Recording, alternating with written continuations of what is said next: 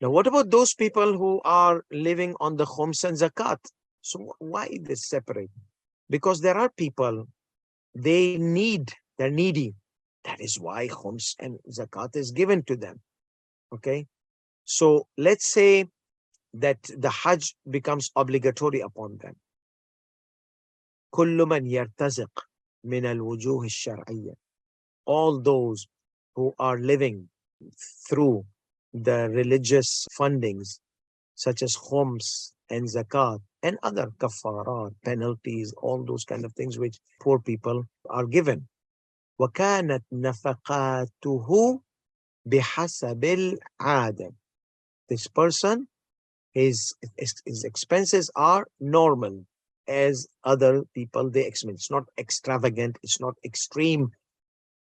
بحسب العادة مضمونة من دون مشقة. Okay. لا يبعد وجوب الحج عليه فيما إذا ملك مقدارا من المال يفي بذهابه وإيابه ونفقة عائلته. So let's say someone, let's say a Maulana, he lives on the khums. Okay. A marja gave him a ijaza or a paper that you are allowed to use 1/3 of the khums for your personal expenses based on the need. This is how they write. And they're known in the house, and they're sincere, and they're very sincere and dedicated and working day and night to do tabligh and study and learn and teach. So the marja says in the written that you are allowed to take 1/3 for your needs if you are needy in your expenses. Now, need doesn't mean so tight. Need in average, like an average people, what are their needs? Car, yes, he can get a car. If he can't get a Tesla, Mercedes, and he doesn't have to take a donkey or a motorbike. No, an average car, which is known that this car is most of the average people there. So this average khums they use, it fulfills their expenses, covers their expenses. They don't have any more. Let's say someone came and told them, I'm giving you this money that you go for Hajj. So Sayyidi Sistani says it becomes wajib upon them to go for Hajj. So he says, La yub'adu wujubul Hajj alayhi. This person who is living through khums and zakat and charity money, it is not far that means it is obligatory. Fima idha malaka miqdaran min al-mal. If he owns some money which is sufficient for him to cover his return expenses, going and coming back, wa nafaqati a'ilatihi, and to cover up the expenses of his family. وكذلك من قام أحد بالإنفاق عليه طيلة حياته.